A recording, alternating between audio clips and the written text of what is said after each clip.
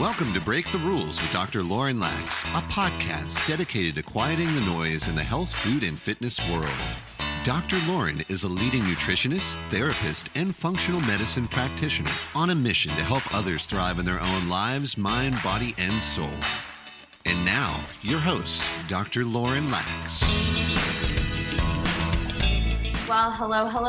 Welcome to another edition of the Break the Rules podcast, where we talk about quieting the noise in the health, food, and fitness world. And today we're talking all about exercise, and not just exercise from a let's get fit and kind of the conundrum that we see with our exercise mentality, I guess, as women, that we need to go harder, be stronger, fitter, look like a bikini model. We're talking about finding the right balance of exercise for your body. And particularly if you are going through autoimmune disease or you have other underlying conditions and it feels like your body is working against you. And we're going to learn how to work with your body, not against your body. And Andrea Wool is in the house. She's the founder of Autoimmune Strong, which is a program designed for helping women navigate how to find a healthy relationship with exercise, as well as the right amount, the baseline for their body, no matter what health issues or challenges that they face. And a lot of her work and her company is inspired by her own journey as well, battling autoimmune disease and just when she got very sick as well, and having to find that just right balance of movement for her body that became more fuel for her recovery versus detrimental to it. And so, Andrea, thanks so much for coming on the show. And if you could just give us a little bit more background about who you are and what got you doing the work you're doing in the world. Sure. Thanks, Lauren, for having me. This is so exciting to be here. So my story, I think, is I felt at the time that I was the only one living this, but I think it's actually a very common one, which is that as a child, I had always, I had been an athlete. I ran cross country. I was a skier. I was very active. And that carried on through my 20s. And when I was pregnant with my second son, I started having a lot of health issues. Eventually, after he was born, my health issues became pretty extreme. I was so exhausted that I could not stand up for long periods of time. I couldn't take my kids to the playground. I was not strong enough to take my 3-year-old and put him in the bucket swing. I couldn't carry my infant. Like, my back hurt. Everything felt like I was on fire. My legs felt like ants were crawling all over them. My hair was falling out. I was, after you give birth, you're supposed to lose weight over time. I was gaining and super puffy. And I mean, just everything felt wrong. And I knew that something was very wrong. And I kept going to doctors, and they said, well, you just had a baby. This is really normal postpartum. And I said, well, I had a baby before, and this is not the experience I had before, but okay, maybe the second one, things are different. So I didn't really make any changes until things got so bad that I was having trouble going to work. I was having trouble, and this was 8 months later. So I started realizing things are broken.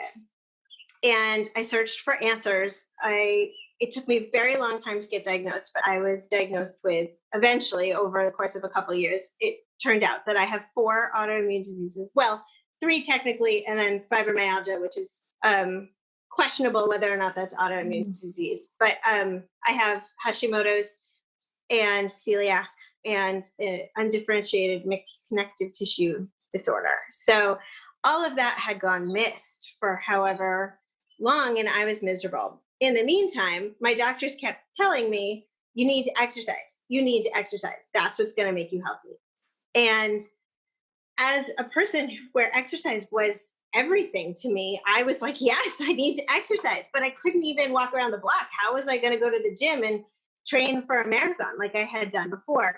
And I looked everywhere for a fitness expert on autoimmune disease, and that person didn't exist. And so finally I got so fed up. I was like, fine, I'm just going to go back to school. I'm going to learn how to apply fitness to my body.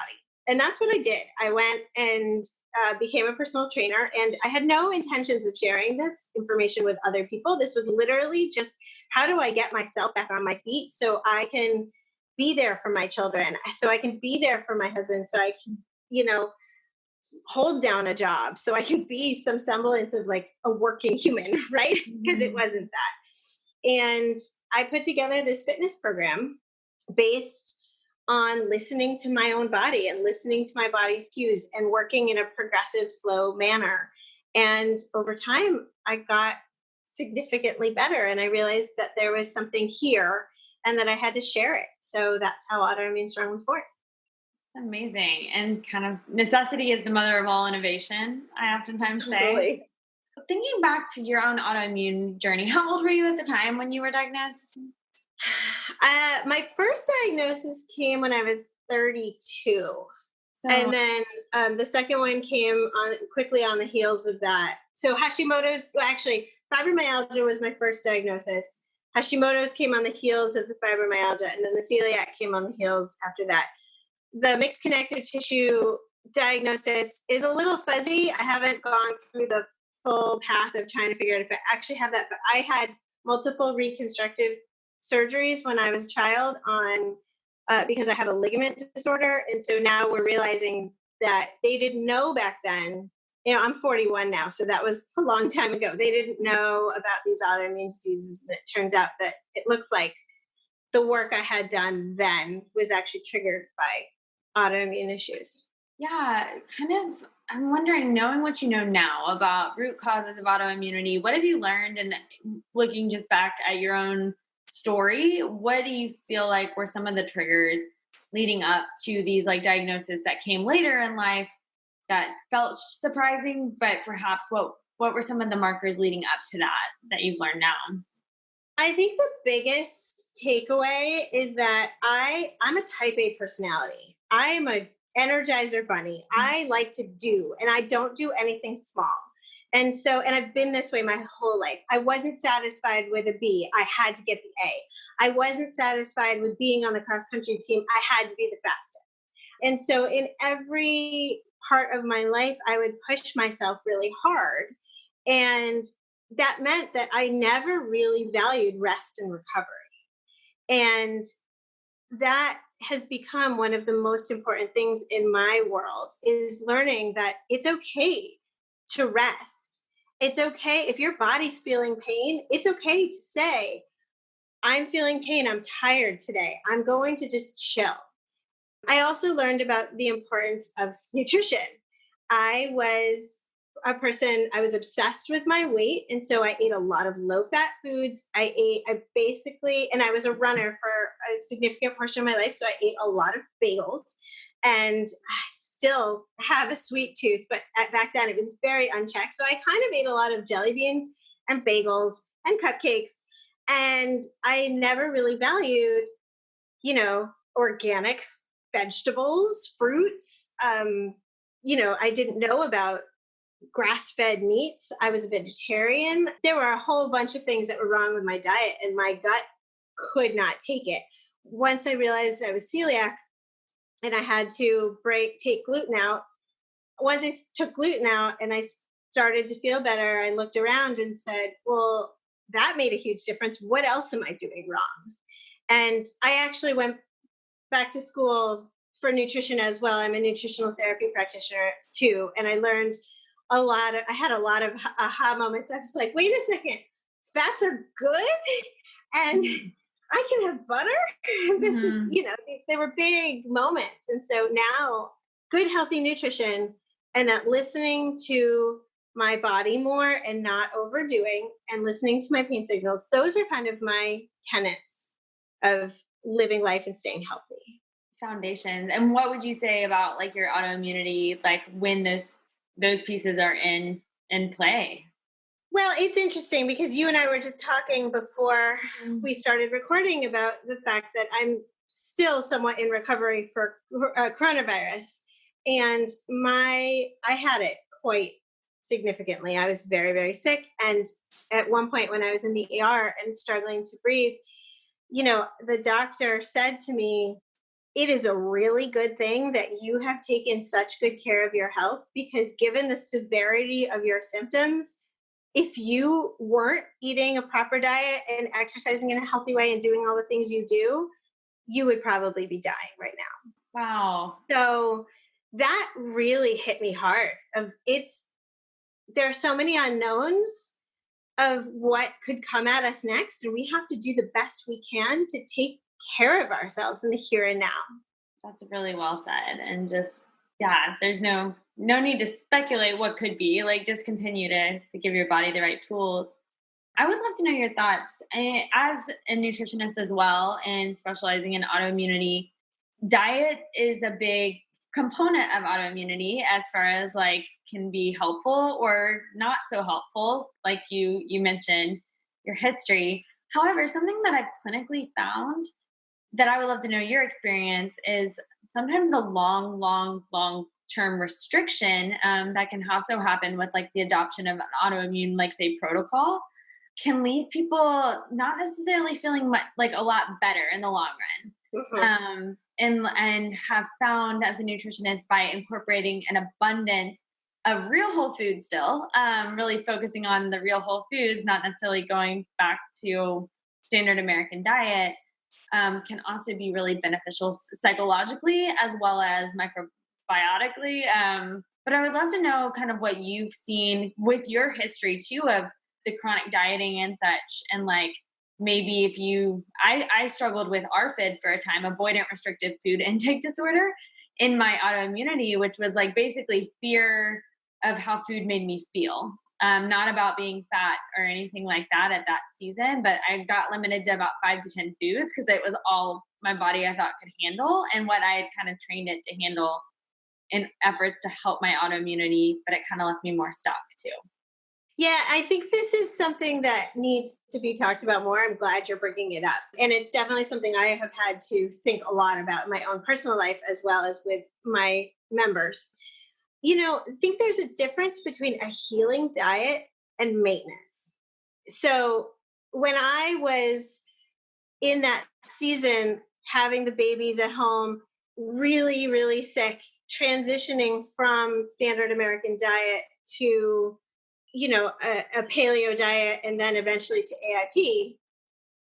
To be fair, AIP didn't really exist. This was many years ago. So I created kind of my own AIP, which is not exact, but similar to what is now AIP. I think that period of time was really essential because I didn't have the ability at the time to listen to my body, and I couldn't tell what foods were making me feel better or feel worse. So I really did need to eliminate so I could give my gut some time to heal. And then I could start bringing things back in and say, wow, I didn't realize that this makes me feel so terrible. And I can start understanding what's what. But I do think that reintroduction phase is so important. And it's what a lot of people miss when they do the Whole30 and when they do an AIP healing diet. These things are supposed to be short periods of time. And then the reintroduction phase is supposed to be very slow and controlled and thoughtful. And so what often happens is that someone does a Whole30 or they go on the AIP diet and then they say, well, okay, I did my 6 weeks or I did my 30 days. Now I either need to stay here forever or I can go back to doing whatever I was doing before and it'll be fine. And there needs to be a middle ground. So I think of it in 3 parts. There's the healing phase, and then there's the reintroduction phase, where you're really supposed to take all sorts of foods and reintroduce them 3 days apart. So you can say, this one feels fine, or this one makes me feel terrible. I learned very quickly that I can eat chickpeas, legumes, peas. Legumes are fine for me, but coffee, I cannot. So through that reintroduction phase, I was able to strategically say, this works, this doesn't. And that phase is not a short phase either. Like if you introduce a new food every 3 days, that takes you a long time. So there's I created a schedule for myself, and I had a journal, and I very sort of rigorously tracked it. So I had a sense of what's working, what isn't. After that reintroduction phase was over, the way I live right now is, on the whole, I eat a paleo diet. I eat a mix of vegetables and meats. And I try and limit my grains and my sugars and those sorts of things. That said, my kids baked a cake, and I had some of it. I didn't feel great. I mean, I knew that sugar isn't going to make me feel fantastic, but I know that if I have a little bit, I'll feel crappy for about a day. And then if I go back to how I was eating before, I'll be okay. And then, a week later, I can decide, oh, maybe I want some sushi rice, or maybe I can have a little oatmeal. And that's what works for me, is being able to say, I can have the things that bring me joy, but I just can't have them all the time. Yeah, that's such well said. And it's really an intuitive process, it sounds like. For me, it has been, and I go through periods where my stress is higher and I lose track of that rest and recovery that we were talking about before. And I go into that stress kind of fuels me to make choices that aren't as thoughtful, because I don't have the brain space to be so methodical. And so I found that the whole thing actually hinges on my stress levels rather than what I'm eating. That's a really insightful nugget right there. Mic drop. Stress is a big root of imbalance. And so kind of like, let's transition into exercise now, and Sure. kind of the roadblocks that you were hitting. It sounds like you were very active, like always and forever growing up. And similarly, I can relate. And I also abused exercise a lot in my teens and 20s, and upwards of 6 to 8 hours in a gym, and my eating disorder. And so didn't really always correlate that with stress. It was like towards my goals or towards like achievement, really. However, in the autoimmunity state, beginning to realize, like, yes, exercise is a positive stressor and can be a negative stressor. Mm-hmm. Talk to us a little bit about, just like in your work now with so many individuals coming from different backgrounds, different presentations, what are some key themes you have found with exercise and autoimmune disease? We'll start there. Yeah, so Autoimmune Strong has been around for a little over 2 years now, and thousands of members have come through the program. So I've gotten a chance to work with women from all over the globe, of all ages, with a variety of different autoimmune disorders and a variety of different backgrounds with fitness. And what I've seen in general across the board is that they all are struggling with this concept of exercise intolerance. I don't know if you're familiar with that term, so I'll dive into it. Basically, exercise intolerance is a side effect of all autoimmune diseases. And what it means is that we have a certain level of tolerance to stress, and our bodies can only handle a certain amount of stress before we tip into this intolerant state. There's a threshold, right? And so if we can stay within the level of tolerance, we feel okay. But the minute we tip into the level of intolerance, we start to feel that exhaustion, the fatigue, the joint pain, the muscle soreness, the headaches, the flu-like symptoms that we know of as an autoimmune disease symptom flare-up. So that exercise intolerance really is about stress on the body, but exercise is stress. That's literally the definition of exercise, because if you put a stressor on your body, that's what creates change. And so, like, for example, if you're lifting a weight, you are breaking down your muscle fibers so that they can build back up and be stronger in the long run, right? That's how exercise works. So exercise is stress. And if you exercise past your threshold and move into this level of exercise intolerance, it starts to have negative effects rather than positive effects. It starts to make you feel sicker, and actually it aggravates your autoimmune activity. And so it's really essential that we stay within this level of tolerance. That is incredibly difficult to do if you don't know how to listen to your body. And for however long this sort of modern version of fitness has been around, we've been conditioned through the media, and shows like The Biggest Loser, of things, where this no pain, no gain is the way it should be.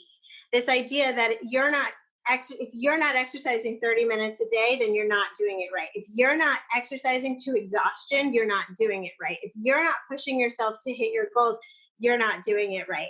And what happens when we follow those traditional fitness philosophy is that we often ignore our internal pain cues. We push out of our tolerance area and into our intolerant area, which then makes us sick, which then makes us not be able to exercise, which then leaves us in bed or on the couch or feeling like crap physically, which then leads to our mindset state where we start to say, well, I suck. I couldn't do that. I'm watching so-and-so and she can do that. Why can't I do that? I must be lazy. I must be bad at exercise. And it becomes this cycle of negativity where people either pick one of two paths, right? They either say, well, I'm going to make this work for myself. And so they get up and they do it again and they push through even harder and they have even more setbacks. Or they say, well, I guess exercise isn't for me and it makes me sicker, so they don't do anything.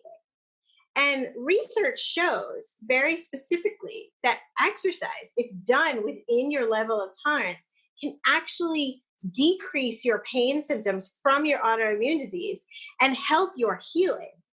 But research also shows that if you don't follow this level of tolerance, work within your level of tolerance, that you are going to actually make your autoimmune symptoms worse. So it's not just about how are we going to make exercise work for us, but it's also how are we going to make exercise work for our level of healing. Does that make sense? Oh, so much so. It's just, okay. It's the just right challenge and just that right threshold before going over. So I call it the Goldilocks principle, right? We have to find that sweet spot where exercise makes us feel good, but it doesn't make us feel crappy. And that level of exercise is different for each person. And it's also different for the person themselves. If I'm going through a really stressful season, if my work is really intense, or I'm having trouble with my children, or whatever it is that's causing me stress, my level of exercise tolerance is going to be lower because all stress works together. And you can't just say, I have this exercise intolerance and then I have this other stress capacity. Like my children like to say that their vegetable stomach is full, but that their cake stomach is still hungry. And it's that same, which is ridiculous, but that's their way of getting me to give them more cake. It's the same idea of like, we want to have a stress stomach and an exercise stomach, but it doesn't work that way. All stress compounds together. So we have to make sure when we exercise, we have to look at the holistic world of our life and say, what is my stress level right now? And how can I exercise in a way that complements my life? Right. How can I work with my body, not against it? How can I work with my body? How can I listen to what my body's trying to tell me? Yeah. Do you have any practical tips or steps for kind of that gut check with yourself as you're beginning to navigate and find your right threshold, signs to look for that are out of that Goldilocks principle, what it means to be in flow with your body? Yeah, I think the first thing is it depends if you're someone who's currently exercising or not exercising at all. So if you're someone who's exercising a lot and perhaps the first thing is you want to ask yourself, what am I really feeling? Am I exhausted and I'm just pretending that I'm not? Am I feeling sick? Am I feeling super stressed? Really look, taking some time to look inward and say, what's happening here? Because a lot of people are going so hard that their adrenaline is working and giving them this false sense of feel good. Because I like to use the example of what happens when you break a bone. you break a bone, and the first thing that happens is you get a rush of adrenaline. So you don't feel that intense pain right away. And you can kind of, some people say they get up and they're able to walk to a car that'll get them to the hospital or whatever. The same thing happens when we're under incredible duress. Our adrenaline is constantly pumping, which kind of masks the pain and exhaustion that we're feeling. And then eventually when that, whatever driver it is, whatever's causing that stress goes away, all of a sudden the adrenaline goes away and we realize I feel incredibly terrible. And so if you're at the gym and pushing yourself, like what you were talking about, the 6 hours at the gym, or even if it's just an hour in a CrossFit class, is that really working for me or is that not? And if you realize that it's really not working for you, then the next step is to peel back. And that is often the hardest part because people are saying, well, I can do it. I'm here. I'm doing it. And so, and the idea of peeling back is very ego driven of like, but I'm capable. I don't want to be less capable. And in reality, that's where the mindset shift starts to happen. You have to tell yourself like, this is actually the hard work that I'm supposed to be doing. And I need to peel back and find that baseline where I am comfortable doing exercise that's not going to push me into my overload. So that's the people who are exercising. The people who are not exercising who want to start, I recommend starting just a few minutes a day. Easy things. If you're not ready to go into a gym, you can start by standing on one leg. You can start for a couple of seconds. You can start holding on to something, standing on one leg. How does that make you feel? If you can do 10 seconds, can you do 20? Can you do 30? Eventually, building up over time, those little tiny increments are really important. And that's where the Autoimmune Strong program is designed to support people in both of these examples. If you're someone who hasn't been able to exercise, our program is designed to introduce you to exercise in a very gentle way. You're going to feel frustrated because it's going to feel, wow, like I'm not really doing that much. But that's where you start. And that's not where you're going to end. That's where you start. And that's a really important piece of it. And for people who are what I call over exercising, they also start at the same place. And they're going to say, wow, this feels like nothing. Like I was doing so much and this feels like nothing. And I say, good. Okay, that's where we start. And we build back up from there so that you can find your exercise tolerance. Everything starts slow. Exercise should be a long-term habit rather than a short-term sprint. And we in Autoimmune Strong talk about ourselves as the turtles. Slow and steady wins the race. Consistency, daily practice, making time to do strengthening and stretching, which have to go hand in hand in order to create real healing. All of those components are really essential. I love all of that. I just had so many ahas. I know when I was going through the overdoing it, having to just change, a lot of it was in my mindset and not having to earn my food with exercise for one, or earn, I don't know, just my checklist of the day, by working out that much. And so to begin to shift the mindset to more positive of this is actually benefiting me by not going to run the bleachers at noon and then going back to the gym to the CrossFit class, etc. Really very well said that you said. And part of what you're talking about too is there's an unraveling emotional component that comes with this work, which is that a lot of times we're using over exercise as a numbing capacity, as a form of numbing, in the same way that we perhaps dive into our cell phones and scroll, when we're not willing or ready for whatever reason to feel our own emotion or to feel our own pain. Mm-hmm. We find places to numb, and exercise is a very common way of doing that. And so when you stop doing that, it starts feeling very heavy. And there's an emotional journey that goes with that. And that's all really important. That's the important work. It's actually not about the exercise. It's about what the exercise shows you. So interesting that you say that, because that's a common, I guess, thing that my clients will tell me when we are changing up their exercise and or food, like kind of like they're replacing a habit, is like they'll just say they feel really heavy, or like from a disordered eating mentality, like I feel fat, but that word fat being a code word for heavy, and heavy because you're feeling things that are changing. And that's perhaps why you're saying that's what you're feeling or identifying that. And we see that even in autoimmunity, like women, like I feel fat, or I feel like, my body's working against me, my metabolism, where there's probably some heaviness there. If those, I know that can be a side effect of some autoimmunity, is like some women struggle more with their weight, whether to either degree, like I'm losing weight or gaining weight, and just like an imbalance in the body. But yeah, that terminology. Yeah. And along those lines with autoimmunity is that for many people, we've been living in pain for so long. There are so many people who have these long, lengthy diagnosis stories where they felt terrible for years but didn't get a diagnosis. Even if they do have a diagnosis, they're still experiencing a lot of physical pain. The medicine's not working. Whatever Western medicine is giving them isn't working.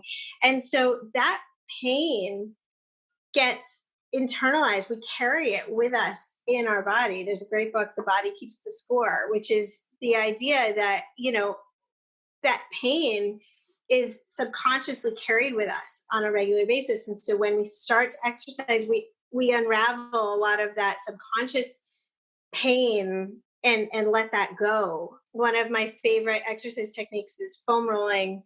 And that is where a lot of emotion can be released literally from the fascia, the connective tissue that surrounds your muscles. There's pain that, there's emotional stuff that we hold within our bodies.